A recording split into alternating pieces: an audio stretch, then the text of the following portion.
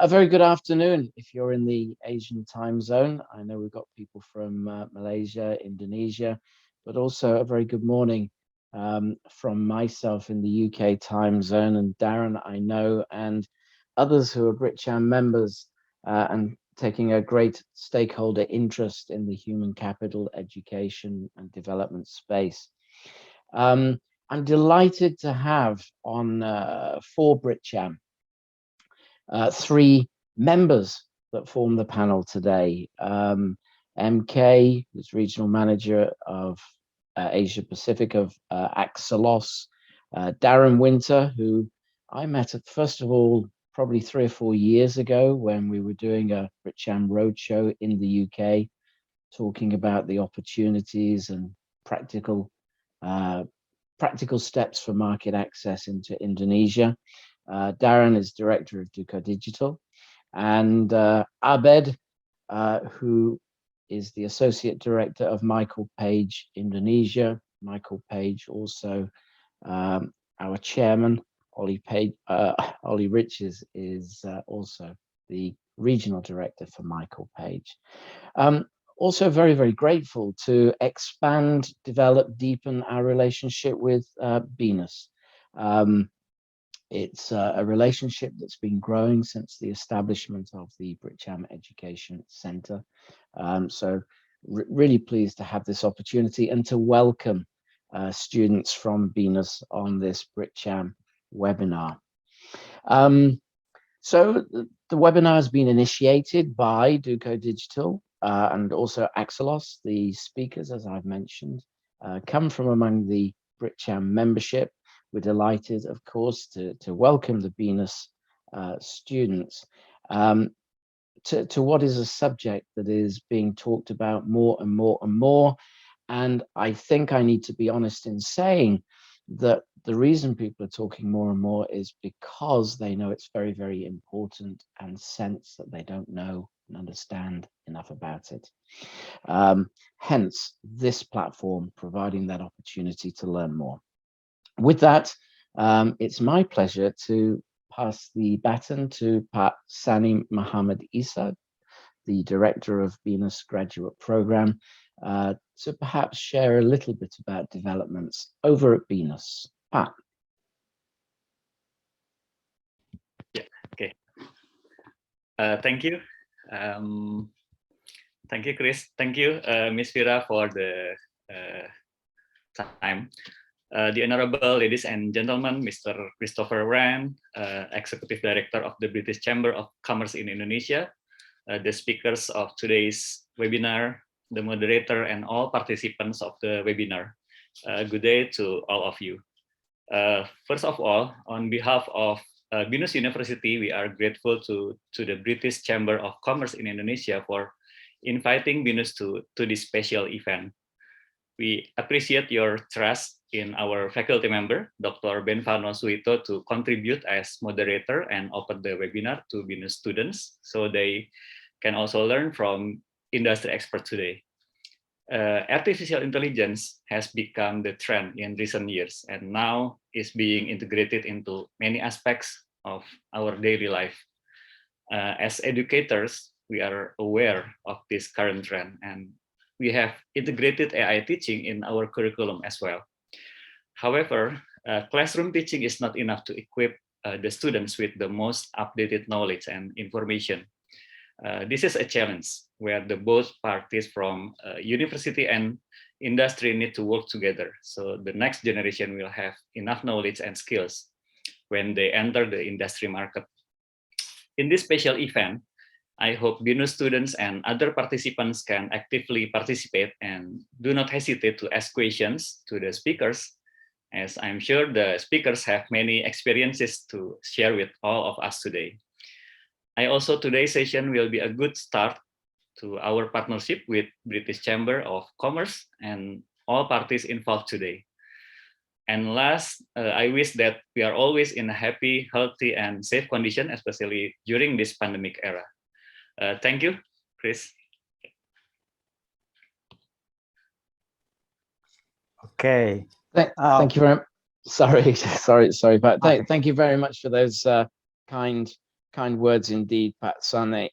And of course, we are looking very much to deepen the relationship between Britcham and Venus, and we'll look at every opportunity that we can take. And with that, it's my pleasure to invite Pat Benfano to take over as moderator in his capacity, Associate Professor of Venus University. I'm sorry for speaking over you before just then, Pat. That's fine, Chris. Okay, welcome everyone. Thank you for joining us for today's webinar. Firstly, I would like to thank to Dr. Sani Muhammad Isa as Director of Venus Graduate Program. And also I would like to thank Mr. Chris as Executive Director of BritCam Indonesia for his opening speech and welcoming speech. Thank you, Darren and Pasani. I'm sorry, Chris and Pasani. Now, please allow me to introduce myself. My name is Benfano Suwito, and I am a lecturer at Bina Nusantara University, Jakarta. Today, I'm the moderator to guide this webinar. Okay, ladies and gentlemen, some of us might have often heard about AI or artificial intelligence, but do not really understand what is AI. And so today, the presenters will explain what AI is and what are the effects and benefits of AI for all of us. Furthermore, the presenter will also explain about the application of AI and what the challenges are in implementing AI in the real world. So today we are uncovering artificial intelligence with title Digital and IT for a Purpose and Value. Everything is about to change with artificial intelligence. This webinar presented by collaboration Venus and BritCam Indonesia. Today we are so lucky to have three presenters. The first presenter is MK Chung. He is a regional manager Asia Pacific of Excellus.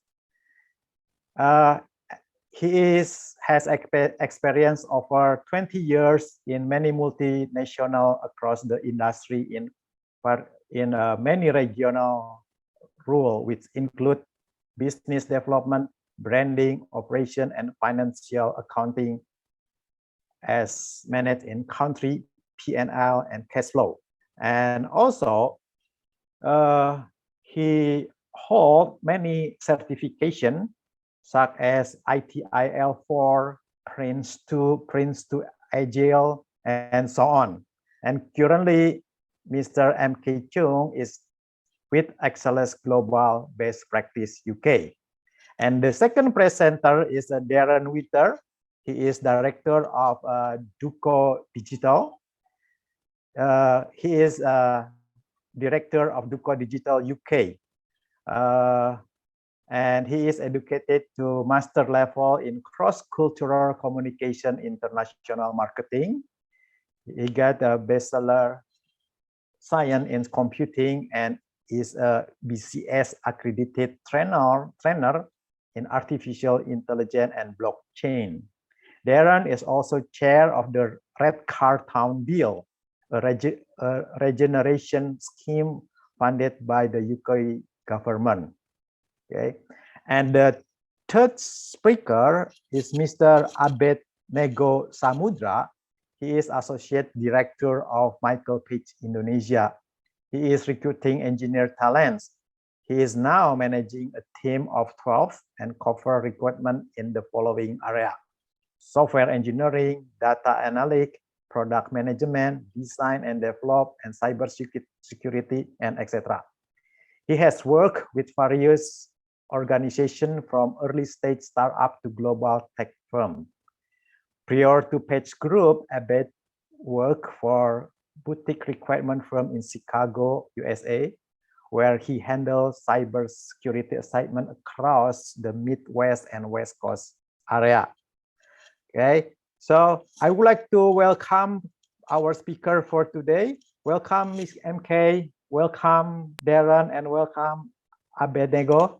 Okay, so we are so glad you could be here today to share your insight on AI for everything. Now, without further delay, we will turn the time over to presenter, the first presenter. Please, Mr. Darren, the time is yours now. Thank you so much, Parvanthano, and hello, everybody, and thank you for attending today. I'm just going to come through this past title slide. We know who we all are, and today's agenda, what we're going to talk through. We've had a fantastic introduction, and thank you very much. I'm going to talk about AI and setting the scene, and then MK is going to talk about AI and IT service management. And then we're going to talk about your next steps for learning before applying for jobs. And that's going to nicely link into Abed from Michael Page. He's going to be talking about AI, IT, jobs and careers, and then time for you to ask questions. So AI is the new electricity, and most of us here today probably understand or have heard a lot about AI being the next big thing. It's a highly valuable for digital and IT user experience and optimizes the use of available resources. So all this amount of data, that's what we're talking about here. So we've got, masses of data, whether it's from social media, Facebook, or we're collecting newsletter information. This is what we talk about in terms of resources. So we're going to talk about really how the best practices of AI, some of the use cases and some of the examples in industry. So what is AI and what it isn't? So it is a key driver for the fourth industrial revolution. So you may have heard that term bandied around, but we kind of now are in the fourth industrial revolution.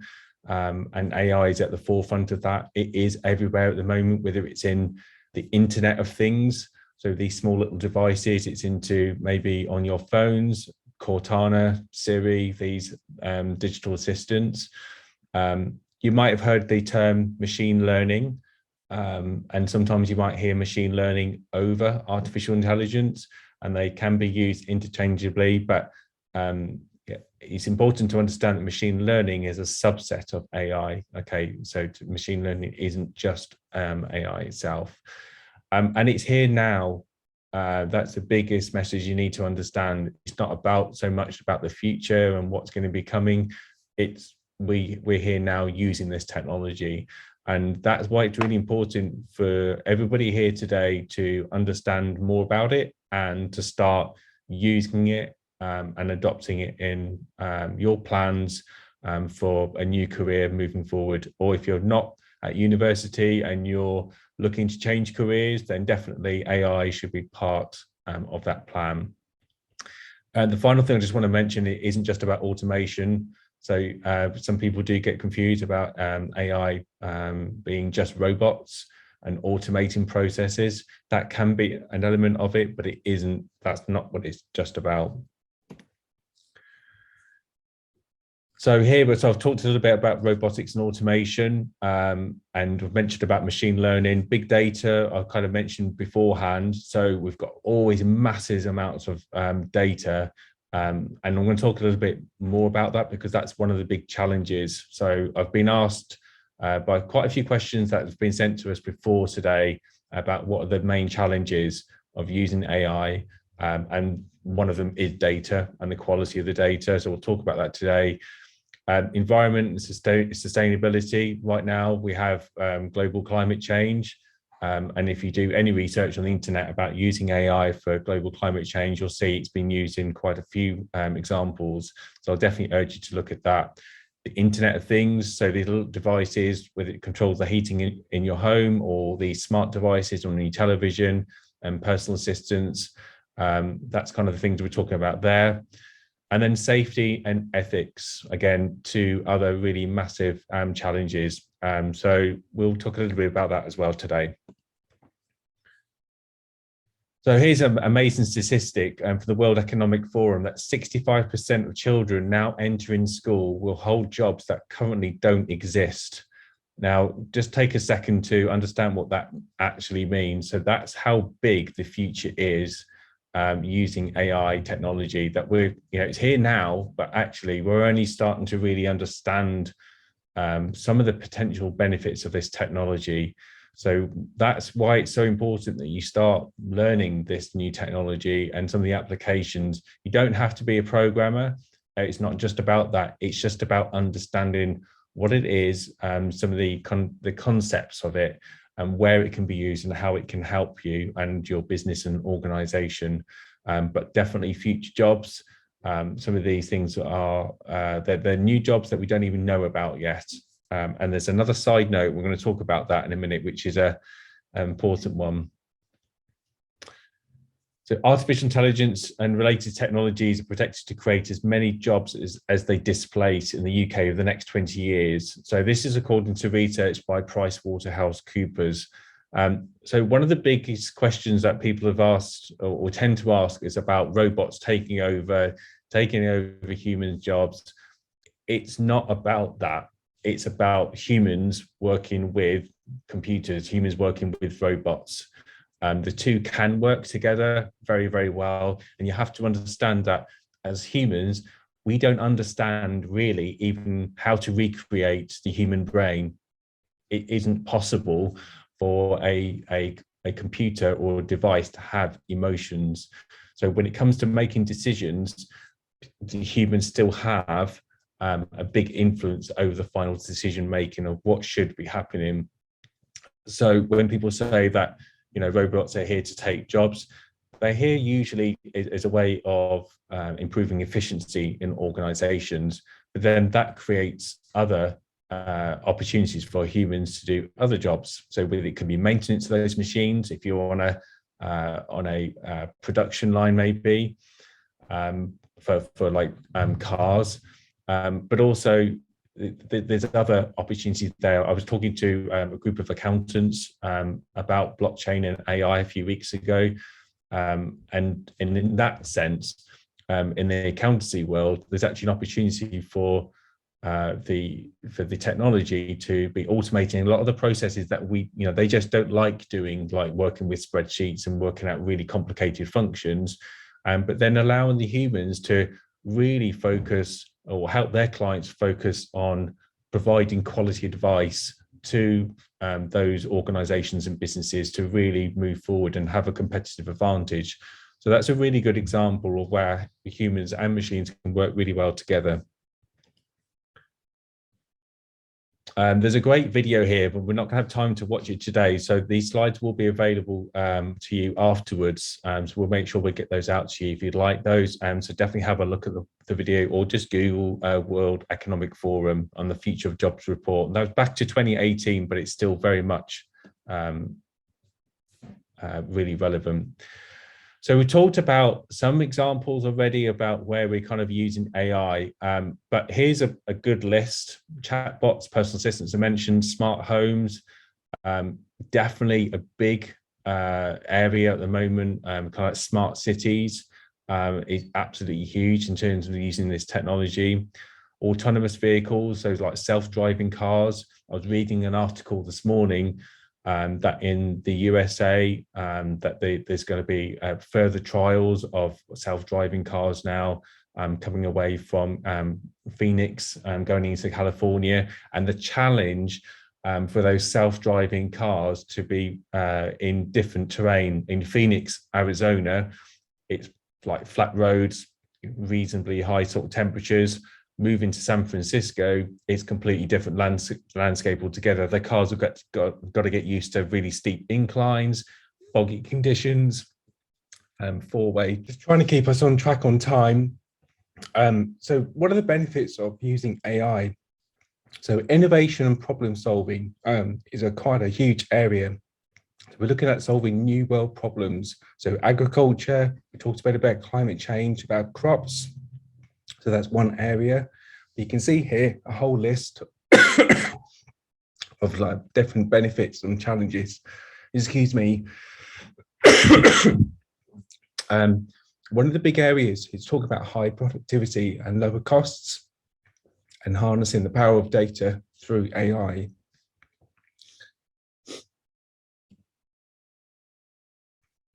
And here's some like really good examples of where AI has been used in the real world.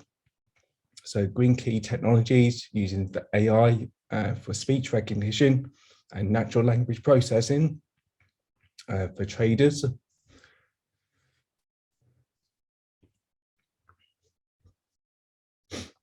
And in marketing.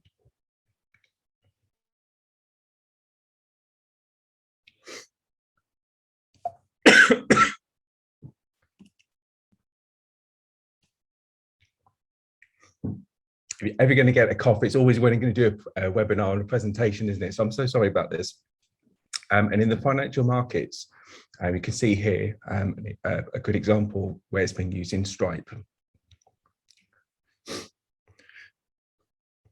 And we work with key clients as well. This is one of our clients that we work with, and they create robots and automation processes for very large multinational organizations.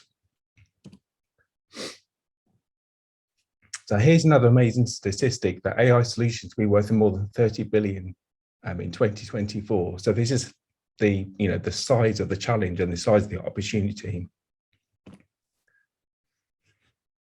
And in the UK, we have a national AI strategy, and you'll find in Indonesia, they have the same as well. So this is why another reason why it's really important for you to understand the size, the importance of AI. And it's not just in Indonesia, for Southeast Asia, a lot of countries like Malaysia also have AI strategies. So if you're looking for careers in AI, there's a massive global shortage now of skills. So why invest in AI? So here's some opportunities and really interesting statistics that businesses that were surveyed said existing employees, they don't have the skills that they need. So it's really important that when you're going into thinking about a job that you bring in new skills, because employers are looking for that. You can see here at the very bottom that the actual areas of AI that are in demand, so understanding AI concepts. So what are we talking about today is conceptual learning. But 55% of businesses, and that's what they want. The majority, although it sounds quite boring, trying to understand the ethics of AI, how it works, that's what's in demand right now. And then kind of equal to that is the programming skills and languages that go alongside it, as well as then user experience as well. And you can see that the high demand that's expected for AI skills in organizations, 67%. And you can see further research at the bottom from Microsoft, 35%. This is for UK businesses, but they believe there'll be an AI skills gap in the next 2 years. I actually think it's higher than that right now. And again, employers, this is in the UK, this is from the UK government. So if you're looking for jobs out overseas, but here that employers, they, we as individuals, we kind of look to our employers to provide this training, but actually employers expect you to have the training. This is what this is saying. So you need to be coming into the marketplace, we're having this training. Don't try to go into the marketplace thinking you can learn as you go. You have to have a plan of continuous professional development. So here's your first challenge. As a human, we've got 3 images here. So you can see from left to right, we've got like a blank white box. And you can see in the middle, you can just see, maybe make out a couple of figures. And then on the right-hand side, we can see almost like 3 figures in the front, and then 2 people in the back, or 2 or 3 in the back, and they're skiing. And for us as humans, we can slowly start to work out what these people are. Machines can't do that. So this is tacit knowledge. We can make out, look, these are silhouettes. We can start to learn that there, there's maybe some clouds and some mountains and some snow. But as I say, a machine can't do that. So it can only work out when it's almost it's been told what these images are. It can't just know it from, he just doesn't know it straight away. We know it because from experience, from our years of that, we know what a mountain looks like. We might know what snow looks like and what a blue sky looks like. A machine doesn't know that. If you open a computer out of the box, it doesn't know everything. You have to teach it. That might sound really obvious, but it's tacit knowledge. So it's knowledge that we accrue over a period of time as we gain experience. But for machines to be able to do that, we have to teach them to do it. That's why there's this fear of machines taking over humans. It's not true. We're such a long way from machines being able to do everything that a human could ever do. And I've been asked to look at kind of some case studies. So here's just a very quick one. This was from NVIDIA. So the manufacturers who make chips for computers and for gaming devices. And you can see the challenges here. This is why they're looking to use AI machine learning. So they're having to manage massive amounts of data and the algorithms that need to be trained. They need to label this data and they need to organize it. And they're looking to AI because it's about solving the problem of how do you do that. It's about creating really easy solutions. Now, this sounds really, really simple, but when you've got massive amounts of data and it has to be organized and understand where the data comes from. Is it good data or is it bad data? If you feed an algorithm in which uses AI or doesn't even have to use that, but any computer that uses sort of like bad data or bad source of data, you're going to get bad outcomes. So if you put that into context, that, you know, if you're researching maybe like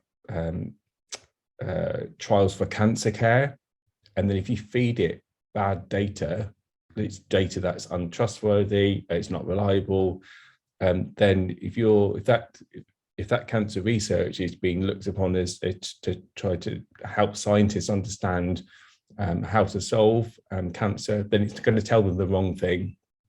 That's the kind of at its worst. But it's also about unethical data. So data that is available but hasn't really been given permission. So where's that data come from? So we have to be continuously asking all of these questions.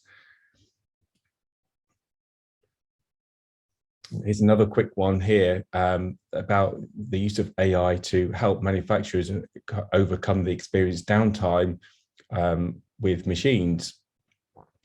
And here is that it's about improving efficiency. So you can see the cost to this business losing those machines in their organization was up to $280,000 per hour.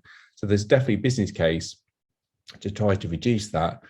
And the solution was about using digital transformation, using AI and identifying patterns. So this is machine learning. So looking at, you know, are there patterns about when machines go down? Is it at very busy periods at certain times of the year? Is it when something goes through machine that's being made? Or is it after a certain period of time? Do we need to put in more areas of maintenance into the machines? But you can see the challenges that it's trying to resolve there. So it's the cost to do that is definitely a big challenge. AI can't replace every task. And then if you do introduce AI and new technology, then you'll need somebody to manage that and be responsible for that. So that's when we talk about new jobs earlier on in the presentation. So those are some of the new jobs that could be created when you're using new technology, because somebody still needs to manage these new processes. But poor quality data can actually create the situation, can actually make it worse as well. So it's important that we still look at where this data comes from and the ethical use for that data. So you're hearing these things all the time. These are the main challenges right now. So just a little bit about challenges and ethical dilemmas. So it's about bias, trustworthiness, robustness. We've talked about ethics and sustainability, but also you might well have seen in the media recently about deep fake. So like how data is being used in a bad way to create fake things, even things like fake videos. and that was in the news in the last couple of weeks. And you can see there's other topical things going on in the media right now that's listed here. So yeah, it's everything that we're kind of facing right now in the world. So what are some of the enablers for humans and AI to work together for a better future? So evolving workplaces, learning from experience. So we're not going to get it right first time. We have to learn as we go along. And sometimes we're going to make good decisions and bad decisions. But it's about learning. AI and all technology is supposed to be used for good. That's one of the overriding principles. And there are really good examples where it's not being used for good right now, and that's again a lot of the challenges that's being talked about in the real world. But looking at the different types of roles, creative thinking environments, so creating the right places like Venus, where they talk about this with you as students, about creating these environments to come up with new and innovative solutions to solve real world problems. That's a really good example of a creative thinking environment, and making sure that there's accessibility for this technology. So regardless of your age, sex or gender or any disabilities, that it's open for everybody. But also creating an environment that it is okay to make mistakes. And that's hard when everybody's relying on this technology to solve everything. You might have seen me put in the previous slide about AI isn't just a silver bullet. And one of the misconceptions is that once you use AI, everything's going to be great. We're going to be able to solve this problem. But it's not necessarily true. Just because you're using amazing technology doesn't mean to say that you're going to get an amazing solution. You have to understand it, and you have to ask all the serious and important questions about the ethical sources of the data, why you investing your time in the solution, what the expected outcomes are, the cost, not just in money, but also the cost of those around you, and so on and so forth. So these ethical challenges, and we're talking about the data side, these are the continual repeated challenges that everybody's facing. And I'm going to hand over to MK, who hopefully won't have a coughing fit like me. So thank you for your patience. Thank you very much, Darren, for the good early part of the artificial intelligence slide deck. And I think that with the kind of human intervention and engagement on this kind of virtual reality, we are very sure that what Darren has presented is not a deep fake, because a AI presentation will not be having that kind of cough in the middle of the section. So we are all human, and that is proven in that sense. And for the good thing, there was a demonstration to give you live on how Darren perceived put it up into the AI presentation, and that is not deep fake. So I want to go back to the digital and IT for a purpose and value. The things that's changed with the artificial intelligence in today's world is, one thing for sure, in today's audience, you guys must be very, very keen to find out what's going to impact you from the AI in terms of your future employability when you come up to the working environment. So because everything is changing every day. So the first thing is, it is the end of the era where brick and mortar jobs are going to be being available in the market, because almost every job that is available today, whether you like it or not, it's already digital and IT enabled. Even GoJet is already doing digital services and delivery, and everything needs to have an apps. And those kind of apps are data driven and is AI enabled. Whether you are aware or not, every one of us has used digital and IT using the data driven AI at least once every day, if not more. And what do we need to do? We need to be awakened for the future skilling. And future skilling will enable you to have future work, future employability, and future career advancement and business services as well. So going back to the brick and mortar era where direct resource and direct skill, you can only have one skill to do one thing, and you have to only have one business to deliver one services. So in today's world where digital and IT, when everybody wants it now, wants it fast, wants it quick, and it has less impact in the new normal using direct resource and direct skill. So what we need to do is we need to capitalize on indirect resource. How do we multiply that? We need to use data-driven and artificial intelligence as a resource, because everything is services enabled. Everything is delivered via services one way or another through digital and IT. So what we need to do, we as a user, we need to upskill. We need to steal opportunities to upskill ourselves, to reskill. How do we do that? Everything in the internet is for us to learn. Everything in the virtual learning space during the 2 years of pandemic COVID-19, we are able to learn online. We're able to go on virtual training. We're able today to share information and resources with you over Zoom. So this is the way how we're going to steal opportunities and upskill to learn ourselves. So in the next slide, what we're going to do is we're going to explain in terms of digital IT, where the rising star for the future career job. So how do we see rising star in this manner for future career job? There are basically 4 areas, 4 pillars that we need to be looking after. The first one is attention. In attention, everybody wants to have a nice group of followers via social media to gain attention and awareness. And that is using data-driven and artificial intelligence. And that is services-driven as well. Because whether you're on Facebook, you're on Instagram, you're on TikTok. So why do you want to be there? Because you want to gain attention. Whether it's for business purposes, you want to sell something, you want to promote something, or you want to just enjoy the fun of promoting your nice pictures, your nice videos to gain a lot of likes and those kind of stuff. And the next pillar is going to be solution.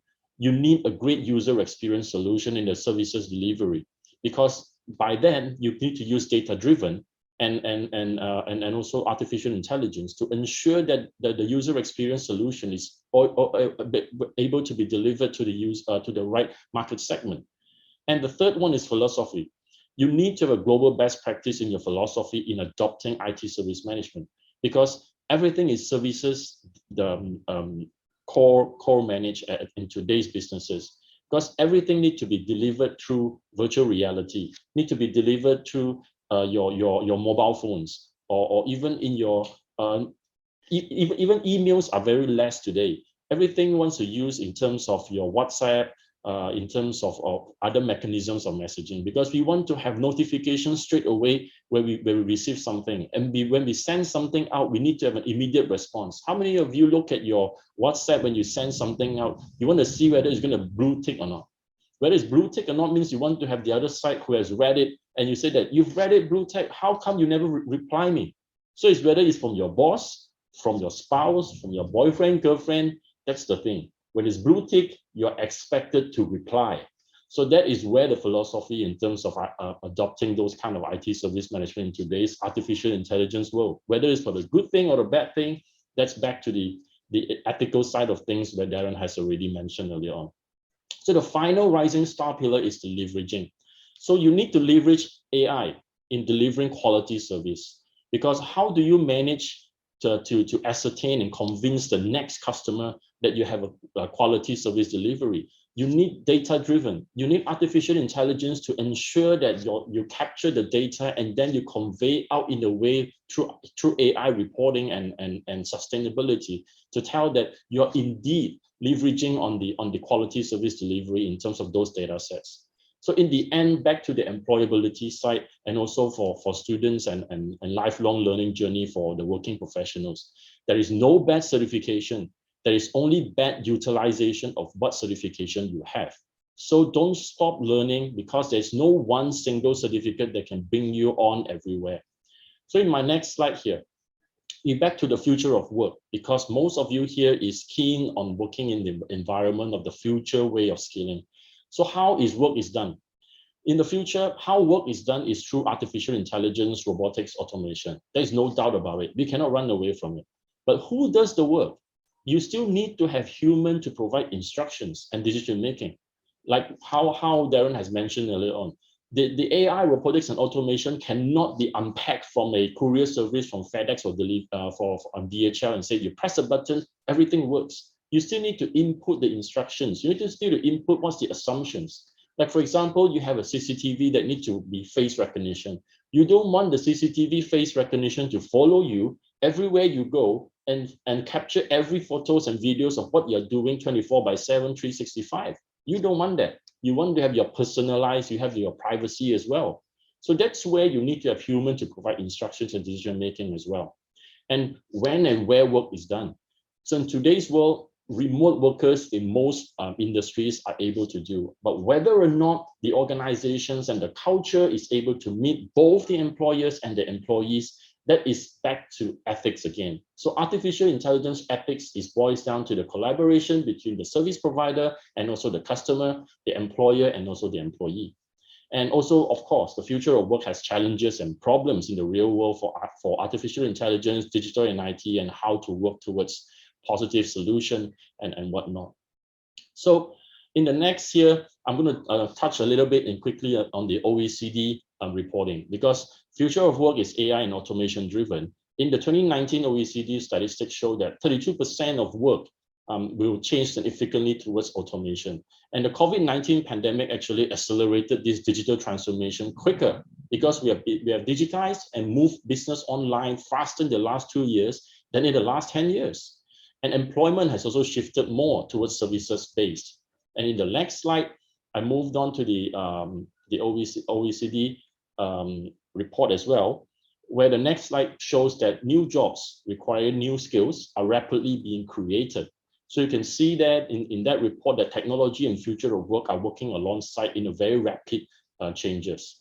And further on in the next slide further, I'm going to talk about in terms of the skills and also the future of work based on the OECD report as well. Because it's stated here, the skilling is very important in the preparation for the future of work. The OECD Employment Outlook 2019 here is emphasizing on this importance. And later on, Pak Abed also from Michael Page Indonesia, he will be sharing a slide in terms of mentioning the report on 2021. It's emphasizing the very importance of skill set and experience as the main core criteria in terms of future of work. And it starts today. And then in the next slide, let's look about artificial intelligence and how service management come into place. AI needs good quality delivery of service management to make it work and successful, because at the end of the day, it's not about artificial intelligence as a single entity.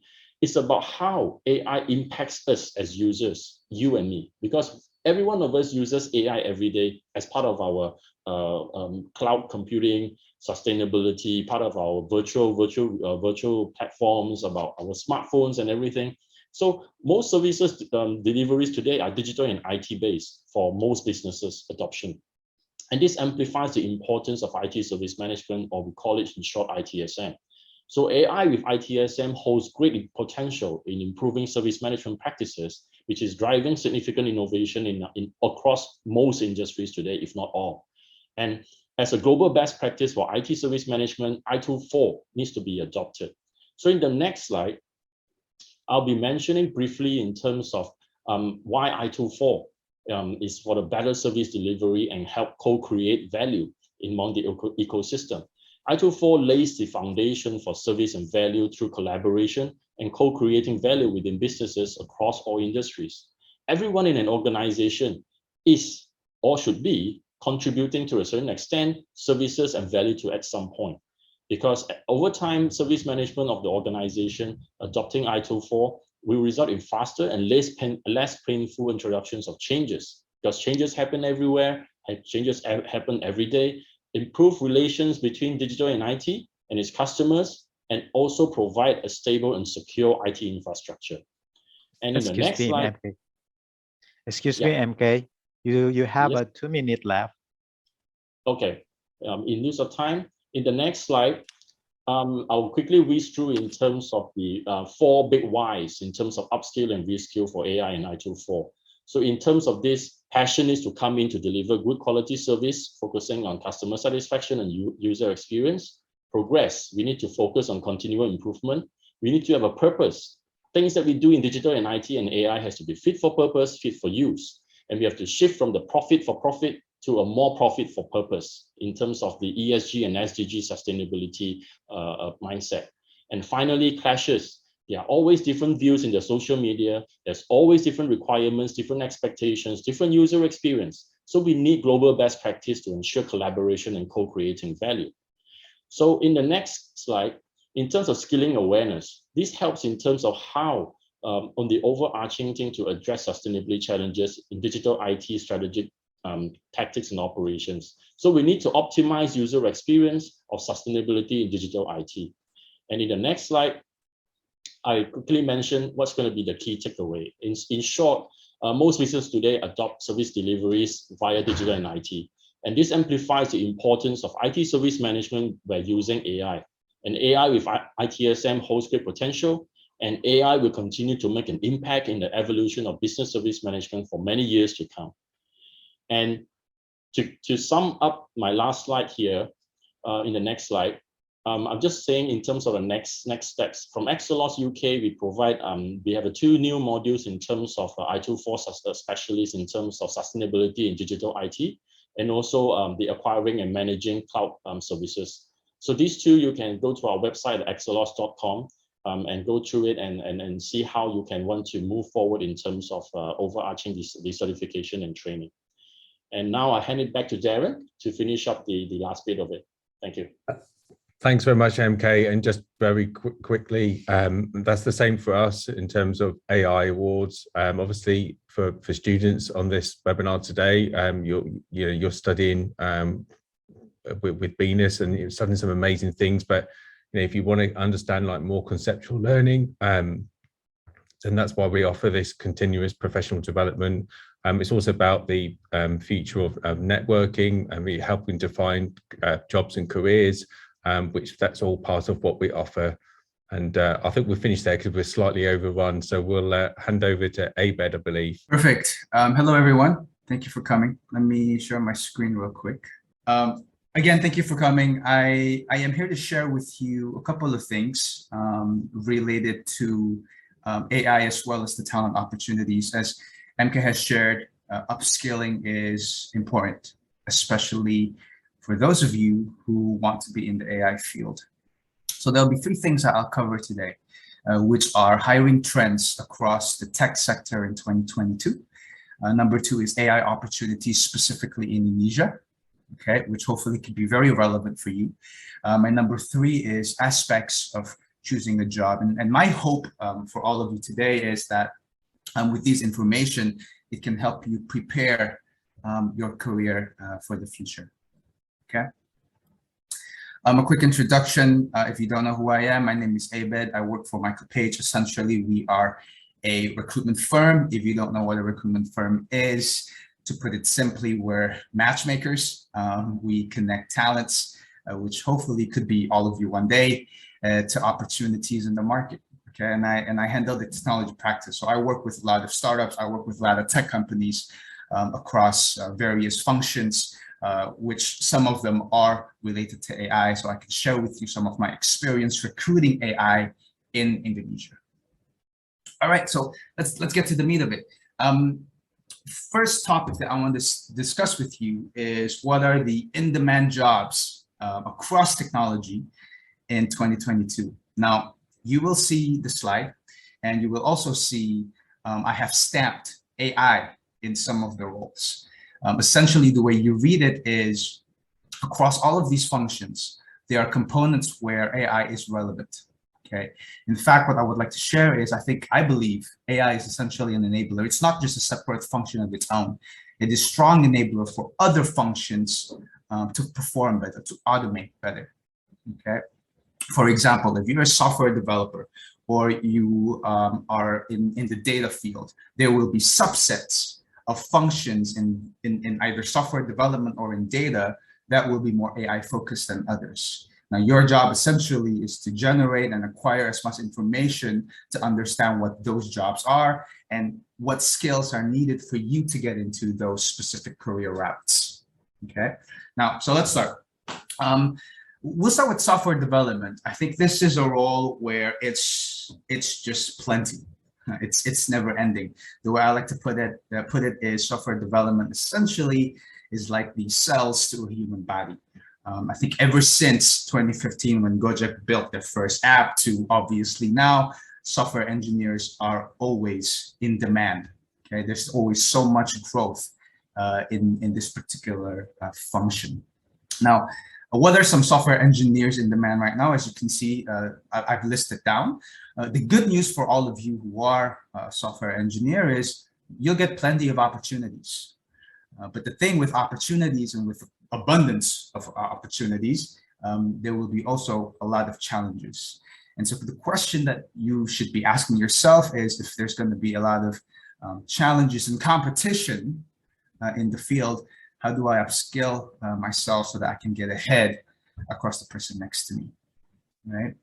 So as you can see, a lot of the skills that are needed right now in software development are looking at engineers who have experience with cloud computing. So building applications or architecture or systems on top of cloud providers. And the big three in Indonesia right now are GCP, AWS, and Ali.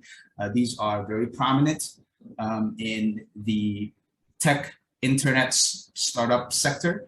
If you go more towards the enterprises or corporates, it's more Azure. Okay, but either of these three, if you have experience, fantastic. Programming language is always just changing, I guess, depending on the season. But as of now, if you have experience in Go, if you have experience with any JavaScript engines, would be a huge plus. Java is always on demand, it seems, as well as Python. Okay, so if in school you've learned mostly low-level codes like C, C++, that's good. I think that's strong foundational work that you're working on. But if you want to get further and want to be more relevant to the industry now, these are some of the programming languages. Okay, now I'm not going to go through all of the tools and I guess the skills that are needed. I want to talk a little bit about AI, especially in software development. So where are some of the jobs right now that is AI focused for software engineers?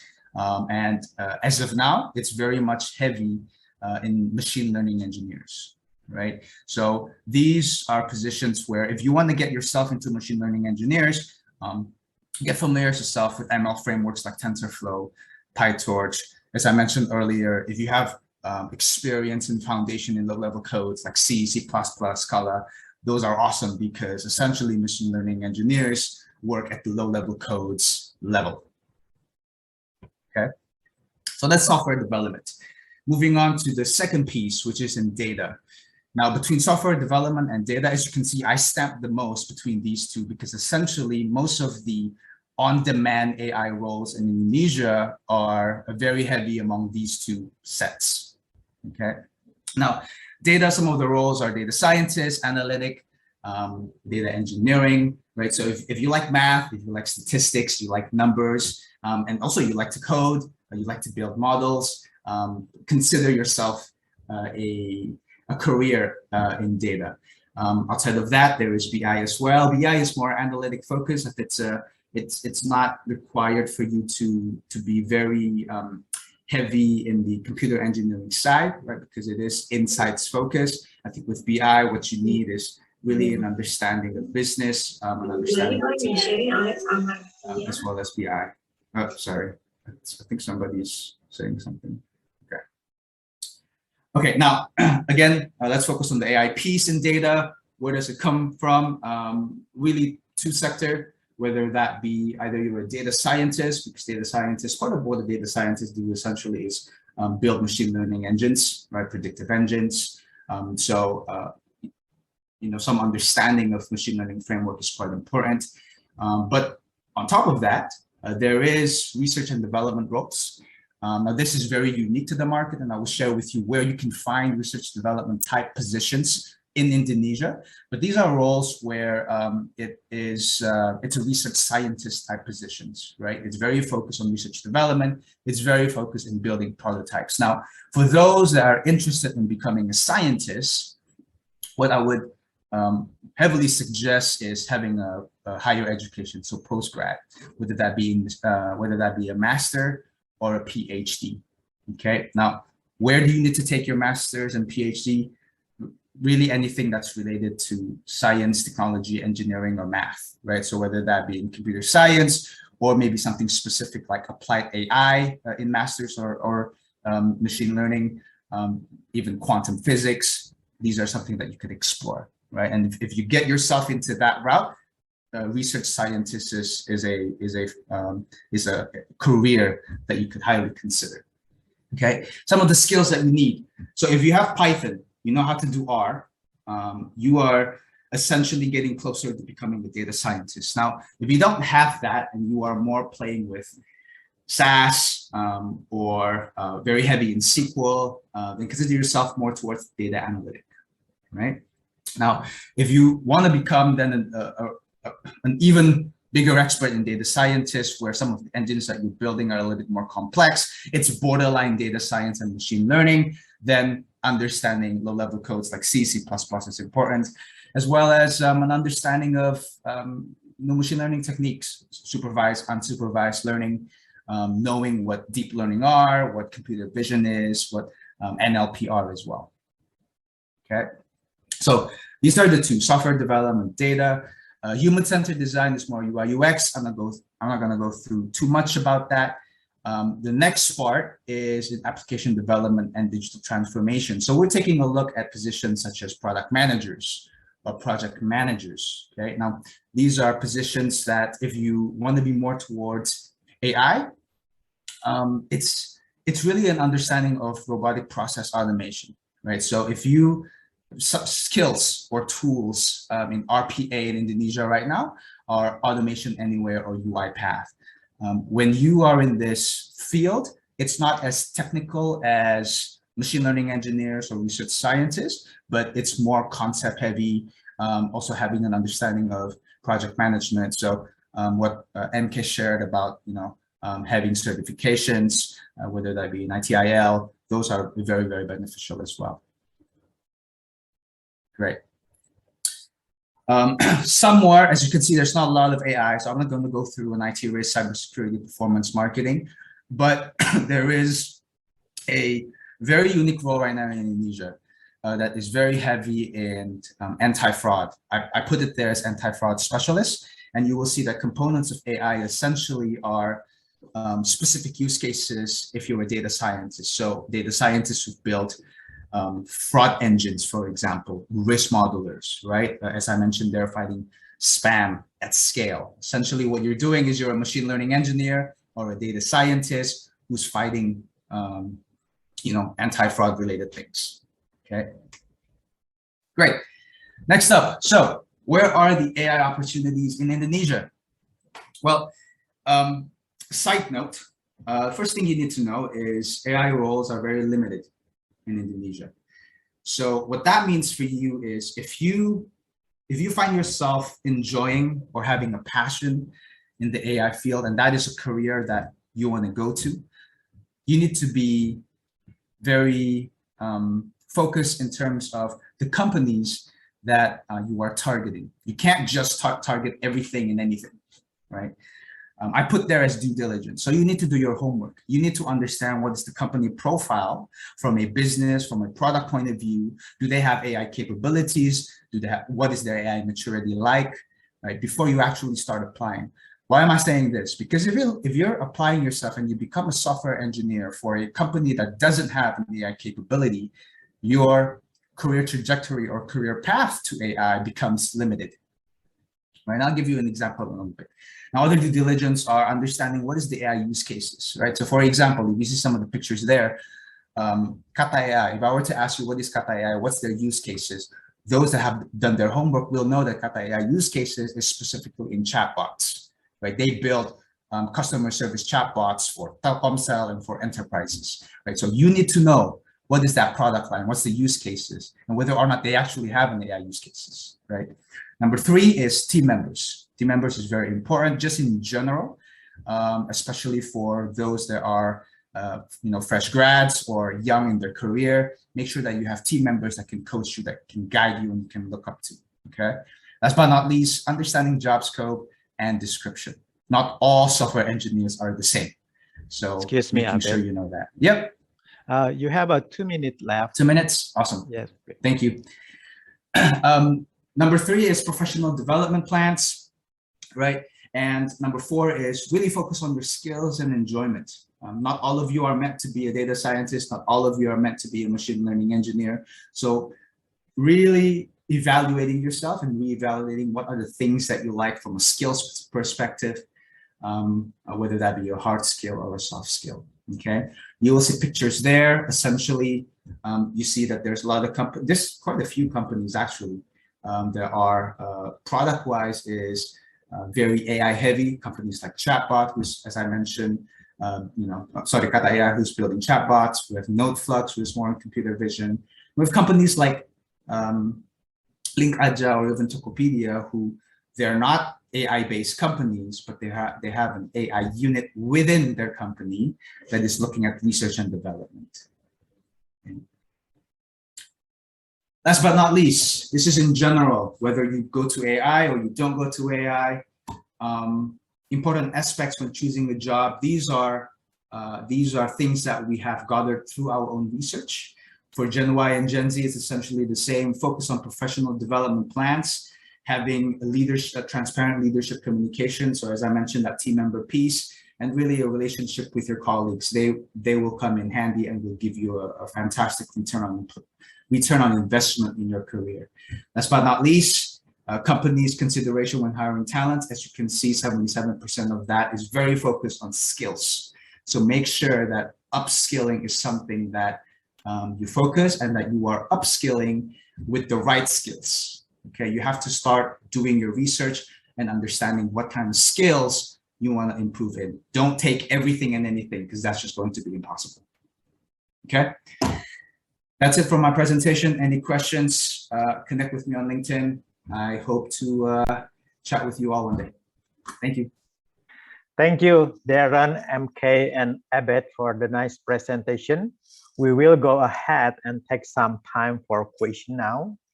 Just remember, for the participant, please be sure type your question into the question box in your Zoom. Okay. So we have some question in our email before this webinar. There are about 8 questions. Would you like to answer that 8 question, Darren or MK?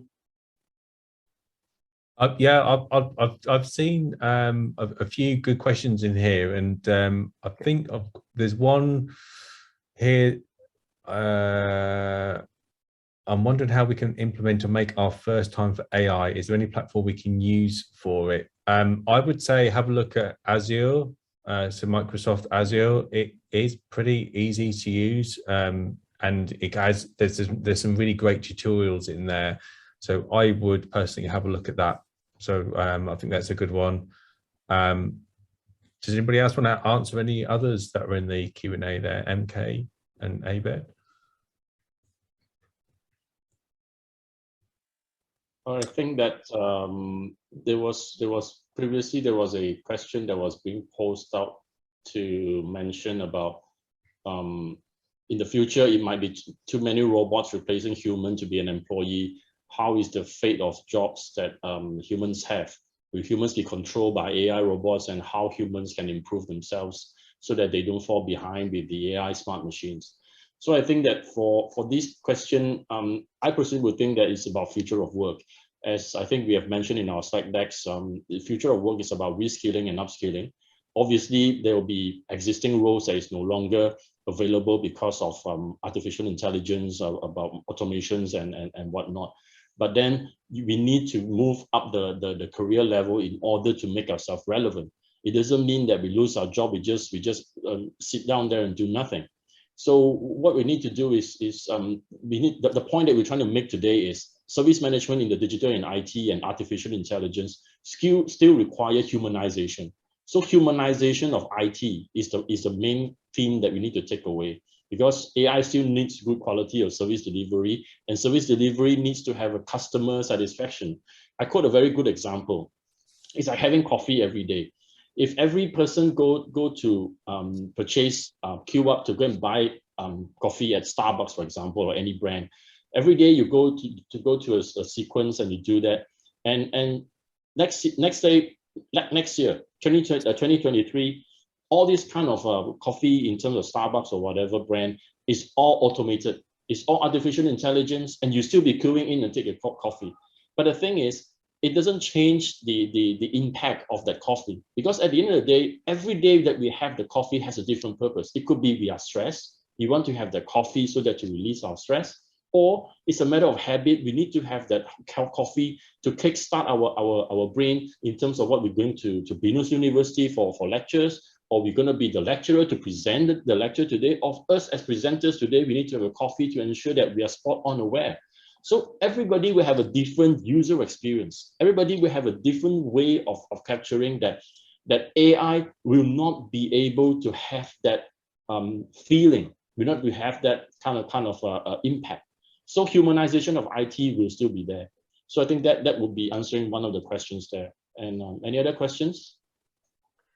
Yeah, if we take a look in the Q&A box, there is a question to business marketing.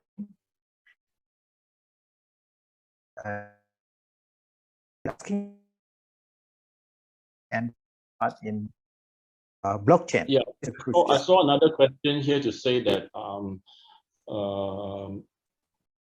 about in-demand job in Indonesia of 2022, how people are more interested in all those jobs, especially for youngsters. I think for youngsters today, it's all about what is going to be your interest. For example, if a student today, you're interested in browsing Shopee, Lazada, and you like to read all the customer reviews and user experience and ratings, right? So I think that is something that you're part of the digital in IT. You're part of the AI enablement as well. Because then this is the path that you want to do, because you are serious about reading the ratings and the customer review, because you want those things of a digital and IT delivery via AI for a purpose and value. Why do you see those ratings? Why do you see the review? Because you don't want to be cheated. You do not want to be saying that you can't look and feel those things. You want to ensure those things that is delivered to you, the services or product that is delivered to you, is for a purpose and value. So these kind of things that you need to ensure that you need to understand whether those things, like mentioned by Darren earlier, whether it's a deep fake. Because there are a lot of websites and suppliers who are doing very different things without ethics. But if you're able to have that kind of understanding on how this proposition works, on how Pak Abek has mentioned earlier on, do your research properly. You need to know the skill and the knowledge in order to do the research. You need to know the technical know-how to understand that on the background, these kind of organizations are actually using deepfake. So these are the things to understand as a user. It's not about whether you want to pursue a career in AI in specific. You want to be a successful a scientist or AI engineer. It's all about you as an as a user. So on the overarching thing, we need to have emphasis to learn about AI, learn about digital and IT, and it has to be for a purpose and value. And of course, sustainability in digital and IT is very, very important. I think that should answer that question. Okay, thank you. And this is kind of interesting. Why people from Raymond too? Why people more interest to AI than metaverse? Abed, do you want to talk? Clean and K talk. Do you want to answer that one? Do you want to have a go at answering that one? Yeah, I mean, I don't know if a lot more people are interested in AI more than in metaverse. I don't know if there's any such statistics as well. But that, you know, I think AI in general is a little bit more quote unquote mature. It's not even mature yet. Mature is not the right word, but it's probably more relevant or more interesting for people because it's just been there a little bit longer than Meta. Meta is so new, and there's a lot of hype about it. But like from an academia point of view, for example, there's probably very little research done about Meta right now. There's still so much R&D in Metaverse, whereas with AI, you can see real life application to businesses. So obviously that helps businesses in terms of costs, right? In terms of growing their revenue. So they obviously want to start investing in those. Whereas with Meta, it's more like, okay, this is a fancy thing, but what can it actually do from a business perspective? That's probably still questionable. So I think that's probably the reason. Yeah, and I think it goes back to what you said and MK said, that you can't really stretch yourself to do all of these technologies. I mean, you can definitely do your research, but maybe just pick one and focus on that. They're both very, very different. And let's say like metaverse is still really new, and you're going to see a lot more about augmented reality and virtual reality this year. You can see lots more different things, like with headsets. You've seen teams with like new features using VR and AR. So I think it's called Mesh. So you to have a look at that on Microsoft. So you're going to see a lot more commercial applications come out this year.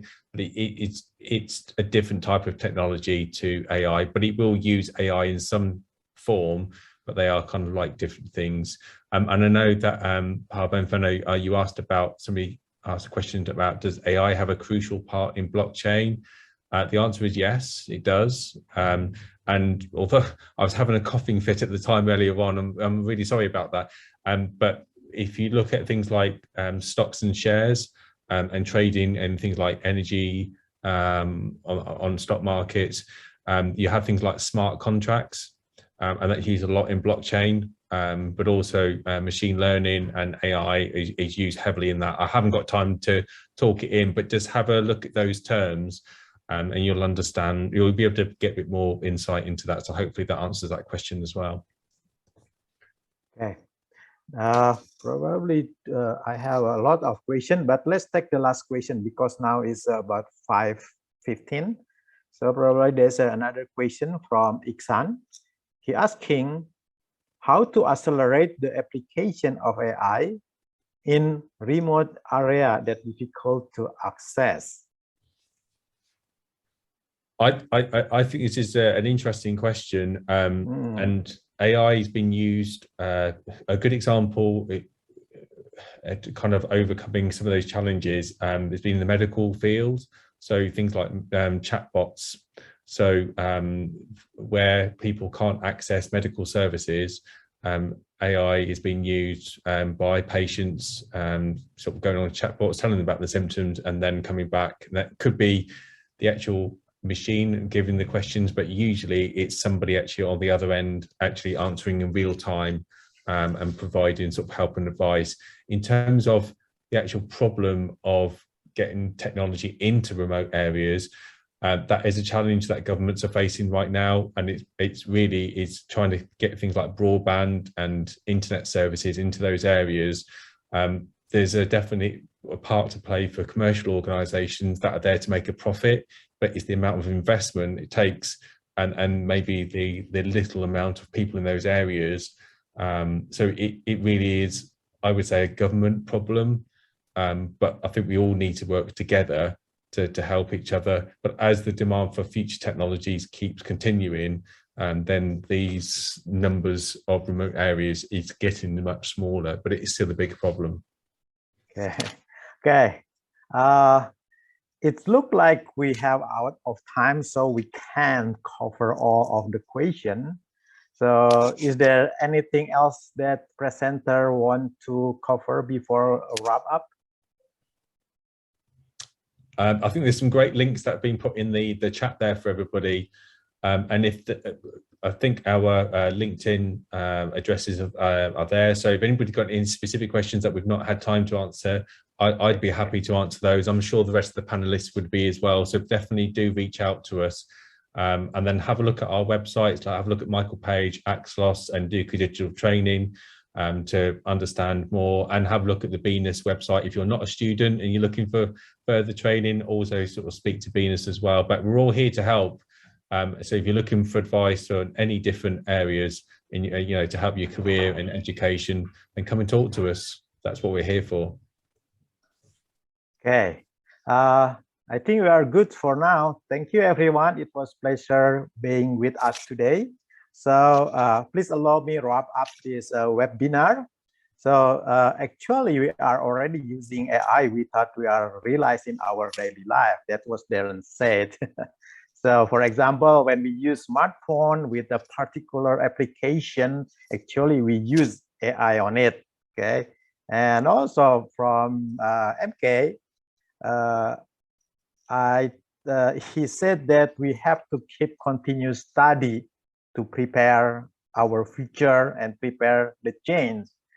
And also don't forget about everything with IT service management.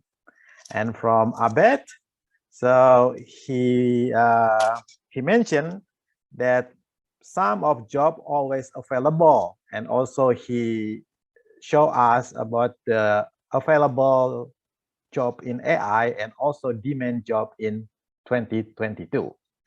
Okay, so I think that's wrap up from me.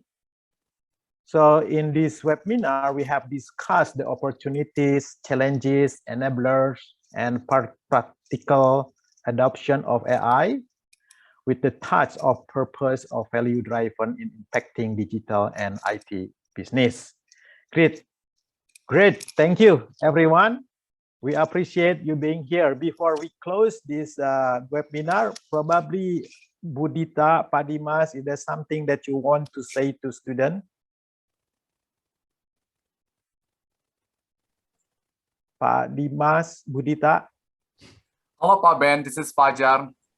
Oh, Pak From Fajar. International Office. Yeah, thank you so much, Pak Ben, for addressing that. I just would like to remind all business students to complete the exit ticket that has been posted by Ibu Vera in the chat column.